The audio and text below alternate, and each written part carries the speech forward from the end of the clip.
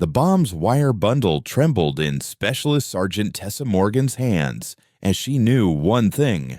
The manual clearly stated, "Cut the red wire, leave the green wire alone." The problem was that Tessa couldn't distinguish red from green.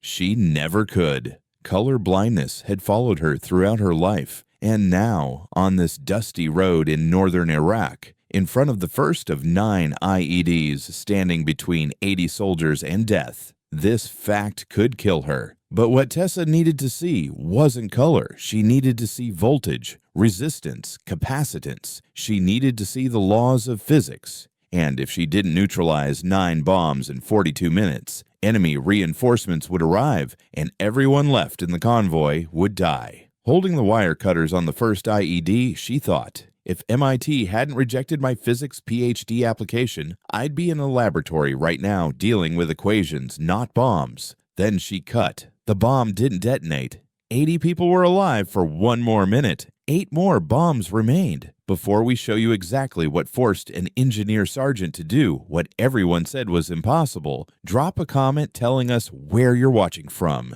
Because what you're about to witness isn't just about bombs. This is the story of how a woman nobody believed in used the laws of physics under enemy fire to save 80 lives.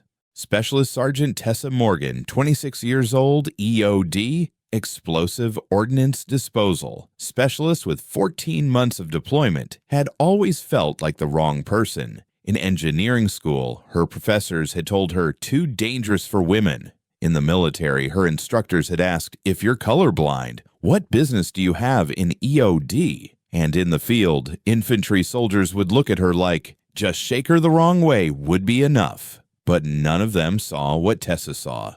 Tessa saw bombs not as colors, but as circuits. To her, an IED was a system of resistors, capacitors, inductors, Ohm's law, Kirchhoff's laws, Maxwell's equations. Physics controlled the bomb, and Tessa spoke the language of physics. That's why she'd graduated top of her class at EOD school. Even though she couldn't distinguish colored wires, she could measure voltage with a multimeter, detect current direction, reverse engineer circuit diagrams. Where other technicians said, cut red, Tessa said, isolate the positive terminal, cut the ground line. She thought differently. This didn't make her the best or the fastest, but it made her the most reliable. A bomb Tessa defused never exploded because she didn't guess. She calculated. Now in northern Iraq, 40 kilometers outside Mosul, she sat in a convoy. 12 vehicles, 80 soldiers, special cargo delivery mission, the kind where nobody told you what it was, but everyone knew it was important. The convoy had been on the road for 6 hours, trouble-free, going according to plan. Then the road exploded. The first IED hit the convoy's 3rd vehicle. Massive explosion threw the vehicle off the road. 2 soldiers wounded. The convoy stopped. Standard procedure. Establish a security perimeter. Treat wounded. Conduct IED sweep. Tessa jumped from her vehicle carrying heavy EOD equipment, deploying the bomb robot Sentinel. Standard sweep. Routine procedure. Then the sensors found the second bomb. 50 meters ahead on the road, buried. Then the third. 30 meters behind on the road. Then the fourth. 5th. 6th. Tessa's stomach nodded. 9 IEDs. In a complete ring surrounding the convoy. They couldn't move forward, couldn't move back. Off-road had mine risk. Air support was 90 minutes away. And the enemy knew where they were. Captain James Rourke, convoy commander, approached Tessa. His face was tense. Morgan, what's the situation? Sir, 9 IEDs. Pressure plate triggers, probably 155mm artillery shells. All active. They've completely blocked the road. How long to clear? Tessa calculated. Each bomb 20 to 30 minutes. 9 bombs. 3 to 4 hours. Sir, with standard procedure, 3 hours. Rourke's face darkened. We don't have 3 hours. Intelligence says enemy reinforcements reach here in 60 to 90 minutes. Technicals, RPGs, heavy weapons. If they corner us here, it turns into a massacre. Sir, I can't rush bombs. I'm not asking you to rush. I'm asking you to be fast. Rourke looked at her. "You're the best. Can you do this?" Tessa looked at the 9 bombs. 9 separate death traps, each one designed to kill, ready to detonate with one mistake. "Sir, I'll need a security perimeter protecting me while I work. I'll be vulnerable while working on the bombs. I'll provide the security perimeter. You focus on the bombs." Tessa didn't put on the heavy EOD suit. 40 kilograms of bomb protection armor would slow her down, and she didn't have time for 9 bombs in 42 minutes. Instead, standard combat uniform, gloves, tools, and the Sentinel robot. She approached the first bomb. 50 meters. Exposed from the convoy. Soldiers had taken defensive positions around her, but Tessa knew when the enemy came, no security perimeter would be enough for someone working on a bomb. She sent Sentinel forward. The robot approached the IED, transmitting images with its camera. Tessa examined on the screen. Pressure plate trigger, wire connections, battery pack, main charge, 155 millimeter artillery shell filled with 10 kilograms of high explosive. Standard IED to be defused. Isolate trigger, cut detonator connection, render safe. But standard procedure would take 20 to 30 minutes. Tessa had 4 to 5 minutes. She made her first decision. She wouldn't use the robot. Too slow. She'd do it with her own hands. Started the chronometer. 42 minutes began. Tessa knelt beside the first IED. Soldiers around her were watching, some with admiration, some with fear. Watching bomb defusal was fascinating and terrifying. She examined the pressure plate mechanism. Simple design. Apply weight. Electrical circuit completes. Detonator fires. Bomb explodes. But Tessa couldn't see colors. She didn't know which wire had which function. Was red positive? Green ground? Captain Rourke asked over radio. "Morgan, status?" "Sir, analyzing. 30 seconds. She pulled out the multimeter. Tested the wires. Voltage rating. 12 volts DC. Polarity. This end positive, this end negative. Resistance. This line goes to detonator. This line to battery pack. She didn't need to see color. She saw Ohm's law. Made her decision. Cut the detonator line, but first isolate power, so current fluctuation during cutting doesn't trigger detonator. Hands worked without trembling. First installed bypass line. To keep power stable, then placed wire cutters on detonator line. Breathed and cut. Click. The bomb didn't detonate. Chronometer 3 minutes 40 seconds. First bomb neutralized. 8 bombs remained. Ran to the second bomb. Same design but different configuration. Tripwire trigger instead of pressure plate. More complex. Tessa solved the circuit diagram. This time there were 3 lines, 2 detonators, 1 failsafe. If she cut one, the other might trigger. Pulled out multimeter. Tested.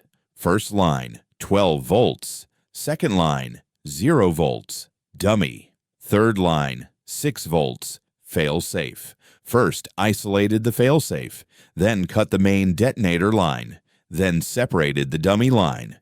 Chronometer, 7 minutes 50 seconds. 2 bombs neutralized, 7 bombs remained. The third bomb was harder.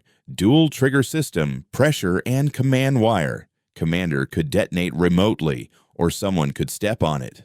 Tessa followed the command wire. It went 200 meters away, probably to an observation point. Enemy was there, watching, waiting to detonate. 2 options. First defuse pressure plate, then command wire. Or first cut command wire, then pressure plate. If she cut command wire, enemy knows bomb is being defused. Could start attack. If she defused pressure plate, enemy thinks bomb is still active, but could detonate with command wire while she's working. Tessa made her decision. Both at once. One hand pressure plate, one hand command wire. Got into position. Left hand on pressure plate mechanism, right hand on command wire. Would count. 3, 2, 1. Now. 2 lines cut simultaneously. Pressure plate isolated. Command wire severed. Bomb didn't detonate. Chronometer 12 minutes 30 seconds. 3 bombs neutralized. 6 bombs remained. And then the fire started. Enemy assault came from 200 meters away. AK-47 fire, RPG, heavy weapons. The convoy's security perimeter returned fire, but Tessa was exposed. Beside the fourth bomb, no protection. Bullets hit the dust around her. One passed very close, whistling past her ear. "Morgan, pull back!" Rourke yelled over radio. "Sir, bomb is half defused. If I leave it might trigger." "Now back!" Tessa looked at the bomb mechanism. Detonator line open, half cut, but still active. If she left now, vibration could trigger it. If she stayed, she could take a bullet. Made her decision. Stay. Hands trembled. Adrenaline, fear, but muscles followed memory. Wire cutters, correct line cut. Bomb neutralized. Chronometer, 18 minutes, 10 seconds. 4 bombs neutralized. 5 bombs remained. Tessa ran back to cover. A bullet hit a few meters from her, exploding dirt shower. Rourke looked at her. "Are you insane?" "Sir, if I don't defuse the bombs, convoy can't get out. That's what matters. If you die, nobody can defuse them." "Sir, I won't die. I'm too busy." Rourke shook his head, disbelief, slight smile. 5 more bombs.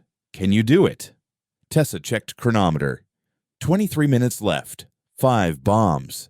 Average 4.5 minutes per bomb. "Yes, sir, I can do it." Fifth bomb was simple. Standard pressure plate, standard configuration. Tessa finished in 3 minutes, 20 seconds. Sixth bomb was hard. Radio-controlled trigger. Enemy could detonate any time, but needed to find radio frequency first. Tessa pulled out spectrum analyzer, scanned frequency, 433 megahertz. Common frequency. Activated radio signal jamming device. Suppressed frequency. Bomb stopped receiving commands. Then cut detonator line. Bomb neutralized. Chronometer, 28 minutes, 40 seconds. 6 bombs neutralized. 3 bombs left. 13 minutes. But Tessa was getting tired. Hands were trembling now. Adrenaline depleting. And enemy fire was intensifying. More fighters coming. Captain Rourke over radio. "Morgan, intelligence update. Enemy reinforcements here in 15 minutes. Can you finish 3 bombs in 13 minutes?" "Sir, I'll do my best." "That's not enough. Can you do it?" Tessa looked at the 3 bombs. All 3 looked complicated, each a challenge, each a death trap. "Yes, sir, I can do it." But both of them knew it was a lie. The 7th bomb was the most complex. Multiple triggers, multiple detonators, anti-handling devices. A trap designed for bomb experts, designed to explode during defusing. Tessa examined the circuit diagram. 5 separate lines, each different function. But in what order should she cut? Manual says red first, green last, blue middle. But Tessa couldn't distinguish red from green. Tested with multimeter, voltage, polarity, resistance. But there were 5 lines and complex configuration hid everything. Time was advancing. 10 minutes left. 3 bombs. Not possible. Tessa's hands trembled. For the first time she panicked. I can't see. I can't see the colors." Rourke over radio. "Morgan, status?" Tessa didn't answer. Looked at the bomb. Wires looked back at her. Brown, gray, indistinct tones. Each one death. Then she remembered something. When MIT rejected her application, the professor had told her, "Colorblindness limits you. Physics is a visual science." And Tessa had replied, "No, sir, physics is a mathematical science. What I don't need to see, I can calculate." Now facing the 7th bomb, Tessa forgot colors, forgot wire names, and all she saw was the electrical circuit, measured each wire with multimeter, voltage, current, resistance, then reverse engineered the circuit, which line power, which line detonator, which line failsafe. Not color, mathematics. Found the line she needed to cut, placed cutters, and cut. Bomb didn't detonate. Chronometer, 36 minutes, 50 seconds. 7 bombs neutralized. 2 bombs left. 5 minutes, 10 seconds. Impossible. Ran to the 8th bomb. Simple pressure plate. Quick defuse possible. 2 minutes, 40 seconds. 8 bombs neutralized, 1 bomb left, 2 minutes 30 seconds. Last bomb was right in the convoy's exit route. If she didn't defuse it, convoy couldn't leave. Enemy would come. Everyone dies. Tessa ran. 50 meters, legs burning, lungs not getting air, but ran. Last bomb was different, biggest, most complex, multiple triggers, buried deep, partially invisible. 2 minutes, not enough. Tessa dug the dirt with her hands, found mechanism, now defuse. 1 minute 30 seconds, solved circuit diagram, 3 lines, each critical. 1 minute, cut first line, isolated second line, 30 seconds. Third line remained, but couldn't see exactly where it was connected. Disappeared underground, 20 seconds. Had to dig, take risk, or leave bomb. Everyone dies. 15 seconds. Tessa dug with her hands, deeper, fingers bleeding, but found it. Third line, 10 seconds. Placed cutters, 5 seconds. And in the distance, enemy vehicles appeared. Technicals, RPGs, approaching. Tessa cut. Bomb didn't detonate. Chronometer, 41 minutes, 55 seconds. 9 bombs neutralized. 5 seconds remained. Everyone to vehicles, now, Rourke yelled. Convoy moved. Vehicles passed through the road, cleared of bombs. Enemy vehicles were 400 meters away, approaching. Tessa jumped into the last vehicle, hands still trembling, body in adrenaline shock. Convoy accelerated. Enemy opened fire, but too late. Convoy escaped, with wounded, with cargo, and 80 lives saved thanks to Tessa's 42 minutes. When they returned to base, Captain Rourke was amazed while writing the report. 9 IEDs, 42 minutes under enemy fire, and all successfully defused. Unbelievable. Tessa objected to the report. Sir, I followed standard procedure, just a bit faster. A bit faster? Morgan, you broke the EOD record, fastest multiple IED clearance, and you did it with things you couldn't see. Sir, I didn't need to see. Calculation was enough. Rourke looked at her. Respect, some fear, much admiration. You just saved 80 lives and proved that sometimes the best expert is the person everyone says is wrong. Tessa received the Bronze Star Medal of Valor. Citation stated, extraordinary courage, defusing 9 IEDs in 42 minutes under enemy fire, saving the lives of 80 soldiers. But Tessa didn't look at the medal, she looked at the numbers. 42 minutes, 9 bombs, average 4 minutes, 40 seconds per bomb.